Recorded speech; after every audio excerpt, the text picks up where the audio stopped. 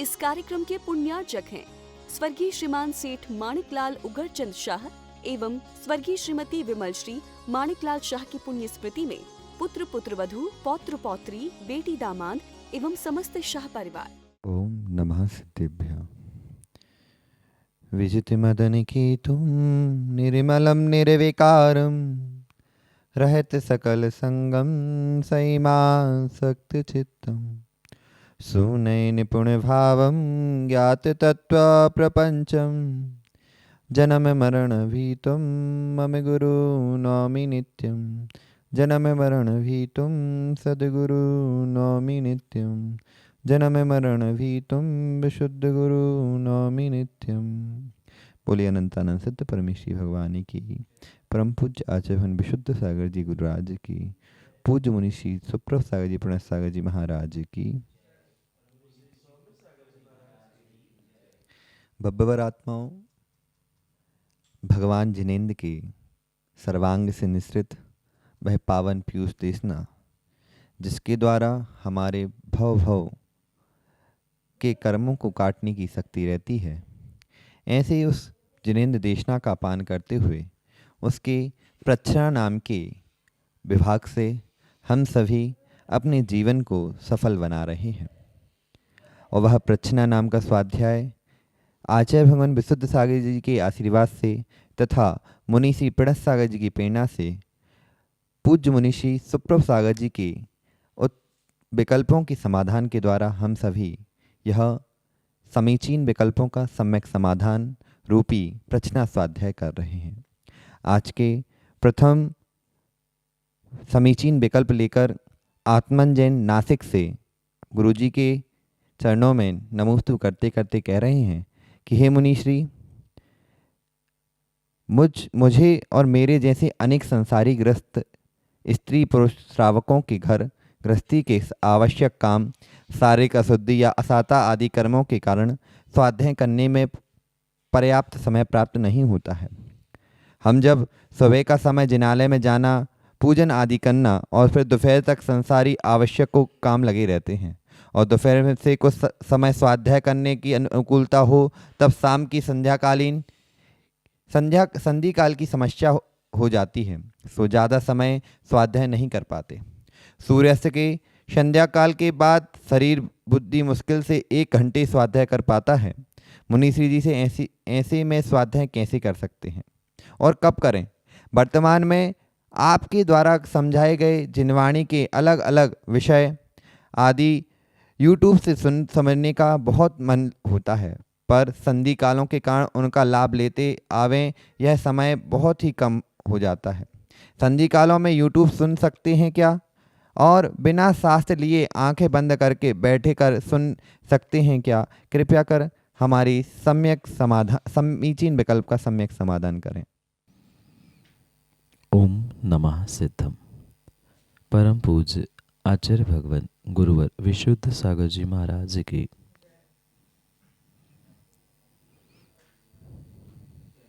जो आगम में स्वाध्याय के लिए निर्धारित समय कहा है, श्रावकों को पूर्ण रूप से विवेक पूर्वक उस कालाचार का पालन करना आवश्यक ही नहीं अपितु अनिवार्य है, क्योंकि जब तक कालाचार आदि उन 8 अंगों का पुरुषार्थ नहीं किया जाता, तब तक वह किया हुआ स्वाध्याय सम्यक ज्ञान रूप नहीं स्वीकार किया जा सकता। इसलिए अपने ज्ञान को सम्यक ज्ञान बनाने के लिए प्रत्येक श्रावक को अर्थाचार, शब्दाचार, उभयाचार, कालाचार आदि इन 8 अंगों का परिपालन करना परम अनिवार्य ही हुआ करता है। रही बात इस कालाचार का परिपालन करते हुए जो अल्प समय गृहस्थों को श्रावकों को मिलता है, उस अल्प समय में ही संतुष्ट होकर ही जीवों को श्रद्धा, भक्ति और समर्पण के साथ स्वाध्याय करने की आवश्यकता हुआ करती है।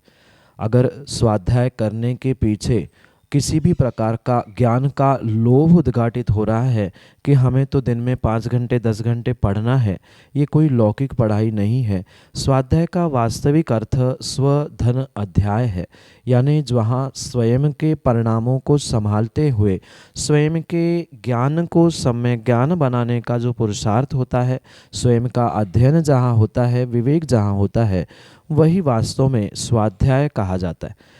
अन्यथा पन्नों को पलटना, प्रवचन सुनना, ये किसी भी प्रकार से स्वाध्याय स्वीकार नहीं किया जा सकता अगर वहाँ कालाचार आदि का विवेक ना रखते हुए किसी ने पन्नों को, ग्रंथों को पलटना सीखा है। तो आजकल वर्तमान में जो बहुत सारी टेक्नोलॉजी और तकनीक प्राप्त हो रही है, चाहे यूट्यूब हो, टीवी आदि के माध्यम से हो, वहाँ भी ये विवेक रखने की आवश्यकता है। ये जो भी स्वाध्याय का विषय है वह पूर्ण रूप से भक्तिपूर्वक अगर श्रावक स्वाध्याय कर रहा है, क्योंकि सामान्य पन्नों को पलटना, ग्रंथों को पढ़ लेना ये भिन्न विषय है, पर जो विधि पूर्वक स्वाध्याय कहा गया है उस विधि पूर्वक स्वाध्याय के लिए आचार्य भगवंतों ने पूर्ण रूप से समय निर्धारित किया है। उस समय को ही समझते हुए आपको स्वाध्याय करने की आवश्यकता है। सामान्य रूप से कथा कहानियों को या अन्य प्रकार से किसी देशना उपदेश को सामान्य स्वरूप से सुन लेना, उसमें कोई विशेष बात नहीं है, पर फिर भी ये ध्यान रखें कि जो सामायिक का काल, संधि काल कहा है, इन कालों में किसी भी प्रकार का स्वाध्याय नहीं हो सकता। क्योंकि उमा स्वामी भगवान ने जो स्वाध्याय के 5 भेद बताए हैं, उन 5 भेदों के अंतर्गत धर्मोपदेश भी एक स्वाध्याय ही स्वीकार किया गया है। मात्र ग्रंथों को पढ़ना, वाचना, प्रचना, आमना इतना ही नहीं, अपितु धर्मोपदेश करना और धर्मोपदेश सुनना, ये भी स्वाध्याय के ही अंतर्गत स्वीकार किया। इसलिए चाहे यूट्यूब, टीवी आदि किसी के भी माध्यम से इन संधि कालों में स्वाध्याय, प्रवचन या उपदेश आदि सुनना उचित नहीं हो सकता। श्रावकों को प्रयास यही करना चाहिए, जब आपको इन ग्रंथों का पारायण या उपदेश आदि सुनना है तो अन्य जो गृहस्थी के काम आप कर रहे हैं जिसमें विशेष सावधान नहीं हो रहा है, ऐसे समय में आप अपने उपयोग को लगाने के लिए वह स्वाध्याय यूट्यूब, टीवी आदि के माध्यम से सुन सकते हैं। पर प्रयास यही किया जाना चाहिए कि सामायिक संधि काल में इन ग्रंथों का या विशेष सैद्धांतिक ग्रंथों का अध्ययन करना, पठन पाठन करना, उनके विषय में सुनना, उनका स्वाध्याय करना, ये उचित नहीं हो सकता। अगर इस कालाचार को छोड़कर आप मात्र पढ़ने की, सुनने की एक लालसा भीतर उत्पन्न कर रहे हो तो ये पूर्ण रूप से आगम के परिप्रेक्ष्य में ज्ञान का लोभ ही स्वीकार करना होगा। और इस ज्ञान के लोभ में आकर भी अगर आपने कालाचार का ध्यान नहीं रखा तो जितना पुण्य का आश्रव, कर्मों की निर्जरा आप उस स्वाध्याय के माध्यम से नहीं कर पा रहे हो, उससे कई अधिक गुना वहाँ आप पूर्ण रूप से कर्मों का और विशेष करके पाप कर्मों का, ज्ञानावरणी जैसे विशेष कर्मों का आश्रव बंध करते हुए आने वाले समय के लिए दुख प्राप्त अवश्य ही करोगे।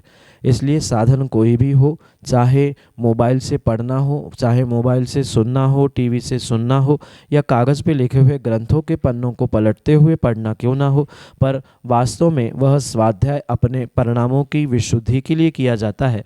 और जहाँ परिणामों की विशुद्धि नहीं हो रही है, आकुल व्याकुल परिणाम हो रहे हैं, वहाँ आपका 4 घंटे पढ़ना भी योग्य नहीं है। और परिणामों की शुद्धि के साथ, श्रद्धा भक्ति के साथ अगर आप आधा 1 घंटा भी पढ़ोगे तो वो भी पर्याप्त आपके लिए हो सकता है। अगर आप उस ज्ञान को प्राप्ति का लोभ लेते हुए असमय में पढ़ेंगे तो अक्सर यही देखने में आता है कि पढ़ते समय तो फल तुरंत नहीं मिलता, पर जीवन के अंत तक कहीं न कहीं उसका अवश्य ही फल आपको प्राप्त होता है। इसलिए विवेक पूर्वक इन कार्यों को करें और विशेष करके संधि कालों में ये ग्रंथों का पढ़ना, पठन पाठन करना, स्वाध्याय करना उचित नहीं है।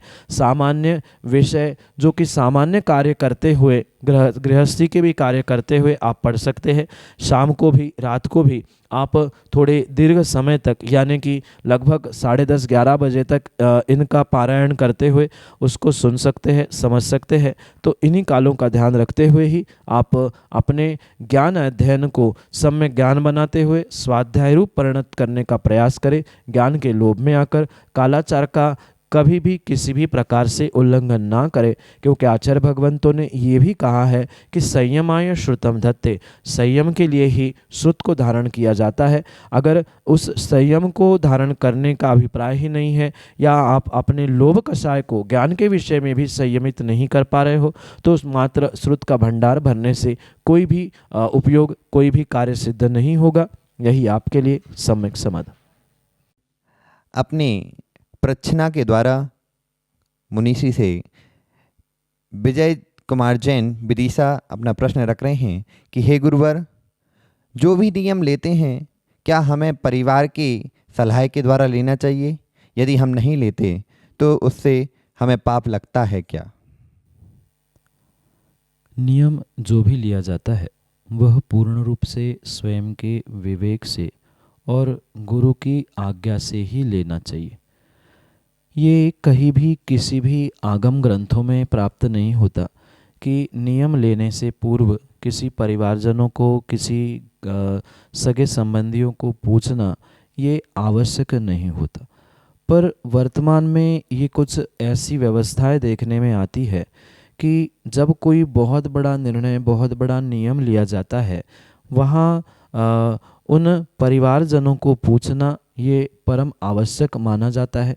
पूर्व काल में यानी चौथे काल आदि में कोई भी राजा दीक्षा आदि लेने जाते थे या कोई भी बड़े नियम लेने जाते थे तो वे कभी किसी परिवारजनों से नहीं पूछते। आगम की ऐसी परंपरा नहीं है, पर फिर भी वर्तमान में बहुत सारी विषमताएं, सामाजिक बंधन आदि को सामने रखते हुए अगर जीवन का बहुत बड़ा निर्णय, बहुत बड़ा नियम लेना है, जैसे आजीवन ब्रह्मचर्य व्रत का नियम लेना है, दीक्षा का नियम लेना है, व्रत लेना है, या अन्य किसी व्यक्ति को समाधि संलेखना धारण करनी है, तो ऐसे समय में इन बड़े नियमों के लिए तो परिवारजनों को पूछना आवश्यक है। पर छोटे मोटे उपवास कर लेना, कोई माल्य का नियम ले लेना, किसी वस्तु का सामान्य रूप से त्याग कर लेना, ये बहुत बड़े नियम नहीं कहलाते हैं। और ये नियम लेने के लिए किसी परिवारजनों की, किसी रिश्तेदारों की या किसी माता पिताओं की आज्ञा लेना आवश्यक नहीं हुआ करता। पुनः इस बात को विशेष रूप से ध्यान रखें कि नियम का पालन आप कर पाते हैं, नहीं कर पाते हैं, आपकी कितनी शक्ति है, ये आपको स्वयं को पता होनी चाहिए, या फिर जिन गुरु से आप लेने जा रहे हैं उन गुरु को आपकी परिस्थिति का, आपके स्वास्थ्य आदि आदि सभी अनुकूलताओं का बोध होना आवश्यक हुआ करता है। क्योंकि जब तक ये विवेक आपके भीतर नहीं है तो बचपने से या भावुकता में लिए गए नियम आने वाले समय में आपके लिए और परिवारजनों के लिए भी दुखी देने वाले या परेशान करने वाले हो सकते। क्योंकि नियम एक बार लिया जाता है और वह नियम स्वेच्छा से विवेक पूर्वक लिया जाना आवश्यक हुआ करता है। माना कि कोई बड़ा नियम है, जैसे कुएं के पानी का नियम लेना है, शुद्ध भोजन का नियम लेना है, तो वहाँ तो कोई भी व्यक्ति हो उससे तो परिवारजनों की सलाह लेना आवश्यक है, अगर स्वयं में शक्ति नहीं है तो। अगर स्वयं में शक्ति है, स्वयं पानी खींचना, भोजन बनाना, ये स्वयं की करने की शक्ति है, तो परिवारजनों को पूछने की आवश्यकता नहीं है। पर अगर शक्ति नहीं है, दूसरे पर आलंबित है, जैसे पुरुष वर्ग है, वह पानी तो ला सकता है पर भोजन बनाने की व्यवस्था उसके पास नहीं है, तो घर में जो बेटे की माँ वगैरह है उनसे पूछ लेना, ये उनके लिए आवश्यक ही हुआ करता है। इसलिए ऐसी परिस्थिति में अगर भावुकता में आकर आपने नियम लिया है और आगे जाके वह टूटने की कगार में है, उस नियम को लेकर घर परिवार में संक्लेशता उत्पन्न हो रही है, आपके परिणाम कलुषित हो रहे हैं, तो वहाँ नियम से ही पाप का आश्रय बंद होगा। इससे अच्छा है कि समय की अनुकूलता और स्वयं की स्वास्थ्य परिस्थिति आदि देखते हुए भावना भाते भाते क्रम से उन नियमों को आप बढ़ाते जाए, क्रम से उन नियमों का पालन आप करते जाए, तो ही वह श्रेष्ठतम कार्य होगा। भावुकता में आकर किसी की देखा सेखी से कभी भी नियम नहीं लेना चाहिए, और नियम लेते हुए स्वयं का विवेक, स्वयं की स्वेच्छा ही, इच्छा ही सर्वोपरि होती है। पर जब बड़े नियम जो दूसरों पर आधारित हो सकते हैं, उनके लिए कथनचित आज्ञा लेना, उनकी अनुमति लेना, ये भी आवश्यक हुआ करता है। सबके लिए एक ही उत्तर है निर्णय विवेक पूर्वक ही लेना चाहिए और नियम भी विवेक पूर्वक ही लेना चाहिए गुरु आज्ञा से। और विवेक पूर्वक अगर नियम लेंगे तो कभी उसके नियम निमित्त से आपको पाप और दोष नहीं लगेगा। यही आपके लिए सम्यक समाधान। अपने समीचीन विकल्प लेकर झांसी से राजेश जैन गुरुवर के चरणों में नमोस्तु करते हुए कह रहे हैं, हे स्वामी, शमशान जाने के कितने दिन तक सूतक होता है? दूसरे दिन अभिषेक पूजन कर सकते हैं क्या? नमोस्तु। शमशान जाने के बाद पूर्ण रूप से उन श्रावकों को 24 घंटे का सूतक ही स्वीकार करने की आवश्यकता। कई क्षेत्रों में, कई स्थानों में भिन्न भिन्न परंपराएं वर्तमान में देखने में आ रही है, पर आगम की व्यवस्था तो परम यही है कि जो व्यक्ति किसी भी व्यक्ति के निमित्त से शमशान जाकर दाग देना उसकी अंतिम क्रियाओं को संपन्न करता है तो नियम से उसको कम से कम 24 घंटे का सूतक तो पालना ही चाहिए। कई स्थानों में जो वर्तमान में ये देखने में आता है कि रात गई बात गई, वह दिन का सूतक है, रात का नहीं है, या रात बीतने पर दूसरे दिन सुबह अभिषेक पूजा कर सकते हैं। तो ये व्यवस्था आगम की नहीं है, क्षेत्रीय परंपरा हो सकती है, पर आगम की व्यवस्था तो पूर्ण रूप से 24 घंटे की ही है। अगर माना कि 12-1 बजे दोपहर में किसी के अग्नि संस्कार में आप गए हैं तो वहाँ से 24 घंटे की कम से कम मर्यादा आपको भगवान के अभिषेक पूजन या सच्चे देवशास्त्र गुरु आदि के निमित्त से पालन करने की आवश्यकता है। भले ही ये परंपरा वर्तमान में रात गई बात गई ये शुरू हो गई है, पर ये आगम की व्यवस्था ना होने से पूर्ण रूप से स्नान करने के उपरांत यानी स्मशान से लौटने के बाद स्नान करने के 24 घंटे उपरांत ही आप भगवान के अभिषेक पूजन करने की पात्रता को धारण कर सकते हैं। अन्य किसी भी प्रकार से आप उन भगवान के अभिषेक पूजन में दूसरे दिन ना पहुँचे, फिर भी जहाँ जैसी और व्यवस्था है वह समझे, पर आगम की व्यवस्था सर्वश्रेष्ठ व्यवस्था हुआ करती है। जितने मर्यादा का पालन इसके निमित्त से आप करोगे विशेष उतना ही फल आपको प्राप्त होता रहेगा। इसलिए आगम के परिप्रेक्ष्य में स्मशान जाने के 24 घंटे का एक दिन नहीं, जिसका कोई परिवारजन नहीं है, कुटुंबीजन नहीं है, ऐसे भिन्न व्यक्ति के लिए कम से कम 24 घंटे की मर्यादा, और जो कुटुंबीजन हैं, परिवारजन हैं, तो उनके लिए जैसी उनकी पीढ़ियों की गणना, पीढ़ियों की व्यवस्था हुआ करती है, तो उनके अनुसार उनके उन पीढ़ियों की गणना को लेते हुए उनके उन दिनों की सूतक की व्यवस्था को भी समझना होगा। किसी भी प्रकार से कल खारी हो गए या कल दाह दे के आ गए, शमशान पहुँचे और दूसरे दिन तुरंत ही या उसी दिन शाम को मंदिर जाना, ये किसी प्रकार से उचित नहीं है। कुटुंबी जन तो जा ही नहीं सकते, और जो तीसरा व्यक्ति परिवार का, कुटुंब का नहीं है, पर एक बार शमशान में गया है, भले ही वह स्पर्श करे, हाथ लगाए नहीं लगाए, पर वहाँ गया है, मतलब कम से कम उसे 24 घंटे का सूतक तो अवश्य ही लगा है। यही आपके लिए सम्यक समाधान। परम पूज्य श्रवणाचार्य आचार्य भगवान विशुद्ध सागर जी के अनन्य गुरु भक्त और झांसी पंचायत करगवा जी के उपाध्यक्ष वरुण जैन झांसी आए और अपना समीचीन विकल्प सामने रखें। नमोस्तु महाराज श्री।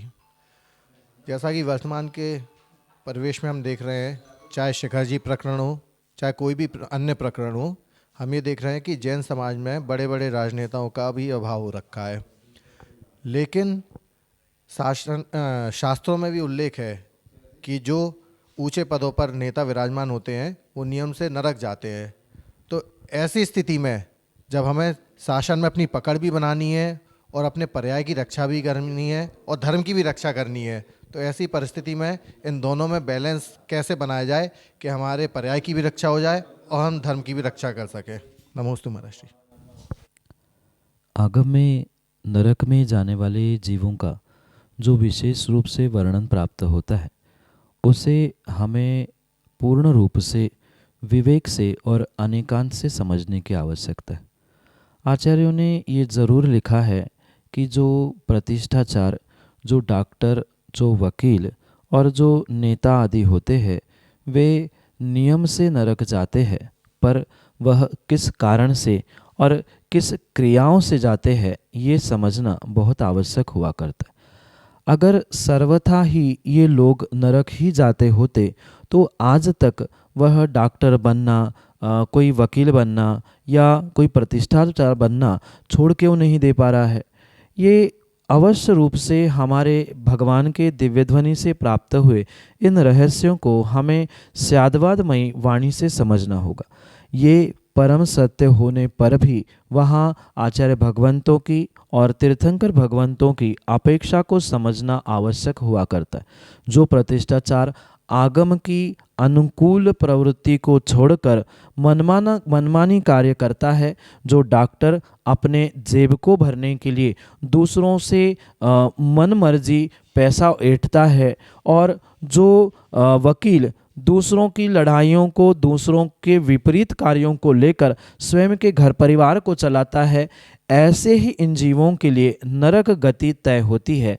ऐसा आचार्य भगवंतों का और तीर्थंकर भगवंतों का अभिप्राय। इसी बात को हम अगर राजनेता आदियों के भी परिप्रेक्ष्य में समझे तो वहाँ भी बिल्कुल यही अभिप्राय समझना होगा। अगर कोई ऐसा नेता अपनी स्वयं की रोटी सेकने के लिए, अपने परिवार की या अपने व्यक्तिगत कुछ कार्यों को हल करने के लिए उस पद को प्राप्त कर रहा है, शासकीय शक्ति का प्रयोग कर रहा है, तो वह नियम से ही स्वार्थ की पुष्टि करने के पीछे नरक जाएगा। अगर सर्वथा ऐसा होता तो कभी कोई राजा मोक्ष या स्वर्ग जा ही नहीं पाता। ये परम सत्य है कि राजनेता या राजनीति करते समय कुछ ना कुछ उससे अपराध होंगे, पाप होंगे, दोष होंगे, पर अगर वह राजनेता ऐसा करते हुए धर्म की रक्षा करने के लिए प्रवृत्त नहीं होगा तो आने वाले समय में बहुत बड़ा विकट संकट जो वर्तमान में हमारे सामने दिख रहा है, समय शिखर जैसा, ऐसे और भी बहुत विकट संकट हमारे सामने आ सकते। इसलिए युवाओं को वास्तविकता में मात्र प्रशासकीय नहीं अपितु शासकीय सेवाओं में भी पहुंचते हुए अपने धर्म की रक्षा करने की आवश्यकता है। पर वर्तमान में जो धर्म में राजनीति घुसी है, उस कारण से कोई भी व्यक्ति अपने धर्म को या अपने परिवार को सुरक्षित करना नहीं चाहता, जबकि होना ये चाहिए था कि धर्म की राजनीति की जगह राजनीति में अगर धर्म पहुंचता, धर्म के प्रतिनिधि पहुंचते, तो हमारा धर्म आज हमारे ही देश में इतना असुरक्षित नहीं हो पाता। इसलिए उसे सुरक्षित करने के लिए युवाओं को विवेक के साथ उन कार्यों को या शासकीय व्यवस्थाओं में पहुंचने की आवश्यकता है। पर मैं पुनः कह दूं, विवेक के साथ स्वयं का स्वार्थ छोड़कर मात्र धर्म की और आत्महित की, सभी जीवों की दया आदि की भावना को रखते अगर वह पहुंच रहा है और साथ में क्वचित कदाचित हुए अपनी उन गलतियों को, धर्म विपरीत कार्यों के लिए अगर किसी गुरु के पास पहुंचकर प्रायश्चित ग्रहण करता है और उस प्रायश्चित को पूर्ण करता है, तो किसी भी प्रकार से वह नरक जाने के लिए बंधक नहीं है। नरक जाएगा ही ये भी जरूरी नहीं है, क्योंकि नरक मात्र बहिरंग क्रियाओं से नहीं मिलता अपितु व्यक्ति के अभिप्राय से मिलता है। अगर डॉक्टर किसी को ठीक करने के अभिप्राय से अपना कार्य करता है, जीवन यापन करता है, पैसे कमाने के लिए उसका दूसरा कोई स्रोत है और मात्र दया करुणा से युक्त होकर जीवों पर उपचार करने की भावना से अगर वह डॉक्टरी करता है तो वह नरक नहीं जाएगा। ऐसे ही राजनेता धर्म की रक्षा के लिए, धर्म को प्रोत्साहन देने के लिए, धर्मात्मा और देश की रक्षा के लिए पुरुषार्थ करता है, तो कचित कदाचित उसके द्वारा हुए उन दोषों को वह गुरु के द्वारा प्रायश्चित लेते हुए, ठीक करते हुए, अपने भावों को अंतिम समय में तपस्या आदि करते हुए, विशेषता को देते हुए अपना स्वयं का, धर्म का, दोनों का कल्याण भी कर सकता है। क्योंकि पूर्व समय में भी जो राजा आदि थे वह कहीं न कहीं उस नेता, राजनेता के ही प्रकार के थे। उन्होंने भी राज की रक्षा की। जैसे चक्रवर्ती 6 खंडों को जीतने के बाद अंतिम समय में तपस्या, त्याग, दीक्षा आदि के माध्यम से निर्माण को भी प्राप्त हो चुके हैं। अगर ये नियम हम सर्वथा आगम का बना के चले कि प्रत्येक राजनेता या राजकारभार चलाने वाला नरक ही जाता है, तो आज तक के सभी राजाओं को नरक ही जाना अवश्य प्राय था। पर ऐसा देखने में नहीं आता। जीवन भर में किए हुए दोषों को अंतिम समय तक अगर वह पश्चाताप के भावों के साथ सुधारना चाहे, सुधार ले, तो नियम से वह 6 खंडों को जीतने वाला वह जीव भी जब मोक्ष का पुरुषार्थ करके मोक्ष जा सकता है तो आप भी नरक से बचने का पुरुषार्थ अवश्य ही कर सकते हो। पर आपका अभिप्राय, आपकी भावना पूर्ण रूप से धर्म की रक्षा हो, स्वार्थ की पुष्टि नहीं। यही आपके लिए सम्यक समाधान। जय जन बंधुओं, हम सभी लाभ ले रहे थे लोकप्रिय कार्यक्रम सम्यक समाधान का। प्रतिदिन यह कार्यक्रम 5:13 पे यूट्यूब चैनल सुप्रभ उवाच के माध्यम से प्रसारित होता है। मुनिषी सुप्रभ सागर जी का नाम सुप्रभ, वाणी का पर्यायवाची नाम उवाच, सुप्रभ उवाच, यस यूट्यूब चैनल के माध्यम से मुनिषी के प्रवचन एवं ये सम्यक समाधान प्रतिदिन प्रसारित होता है। आप सभी लोग चैनल को सब्सक्राइब करें एवं बेल आइकन को जरूर दबाएं ताकि नोटिफिकेशन के द्वारा आप सब चीज़ों को अप टू डेट रह सकते हो। सम्यक समाधान यह कार्यक्रम प्रतिदिन ठीक 4 बजे अपने आदिना टीवी चैनल के माध्यम से प्रसारित होता है। एक नया टीवी चैनल, आदिना टीवी चैनल, जिसके माध्यम से यह सम्यक समाधान का प्रसारण ठीक 4 बजे होता है। आप सभी लोग घर बैठे टीवी के माध्यम से भी इस कार्यक्रम का लाभ लेते हुए अपने मन के उठने वाले विकल्पों का सम्यक समाधान प्राप्त कर सकते हैं। 8707548811 यह हमारा व्हाट्सएप का नंबर है। आप इस व्हाट्सएप के नंबर पे अपने विकल्प भेज सकते हैं एवं इस विकल्पों को एकत्रित करके मुनिषी तक पहुंचाया जाएगा और मुनिषी के मुखारविंद से हम सभी लोग उसका सम्यक समाधान प्राप्त करेंगे। अगर आप व्हाट्सएप से टाइप नहीं कर सकते हो तो एक कागज़ पेन पे अपना नाम, अपने शहर का नाम, अपना विकल्प लिख के उसकी फ़ोटो खींच के आप हमें व्हाट्सएप कर सकते हैं एवं उस फोटो को व्हाट्सएप के द्वारा हम तक पहुंचा दें एवं उसके माध्यम से आप अपने विकल्प हम तक पहुंचा सकते हो। samyak.samadhan@gmail.com यह हमारी ईमेल की आईडी है। अगर आप ईमेल के माध्यम से आप अपने विकल्प भेजना चाहते हो, अपने ईमेल के माध्यम से अगर आप ज़्यादा उसको अपने विकल्पों को हम तक पहुंचाना चाहते हो तो हम अपने विकल्पों को आप जीमेल के माध्यम से samyak.samadhan@gmail.com इसके माध्यम से आप आपके विकल्प हमारे तक पहुंचा सकते हो। प्रतिदिन मुनिषी के प्रवचन 2:30 पे आदिना टीवी चैनल के माध्यम से भी प्रसारित होते हैं। आप सभी लोग आदिना टीवी चैनल के माध्यम से भी मुनिषी के प्रवचन का लाभ ले सकते हैं। आज के लिए इतना ही। ऐसे ही नाविन्यपूर्ण विकल्पों के साथ हम आप तक पहुंचते रहेंगे। तब तक आप देखते रहे सुप्रभ उवाच। आप सभी को जय जिनेन्द्र मुनिषी के चरणों में कोटिशा नमोस्तु नमोस्तु नमोस्तु। इस कार्यक्रम के पुण्यार्जक थे स्वर्गीय श्रीमान सेठ माणिकलाल उगरचंद शाह एवं स्वर्गीय श्रीमती विमल श्री माणिकलाल शाह की पुण्य स्मृति में पुत्र पुत्रवधू, पौत्र पौत्री, बेटी दामाद एवं समस्त शाह परिवार।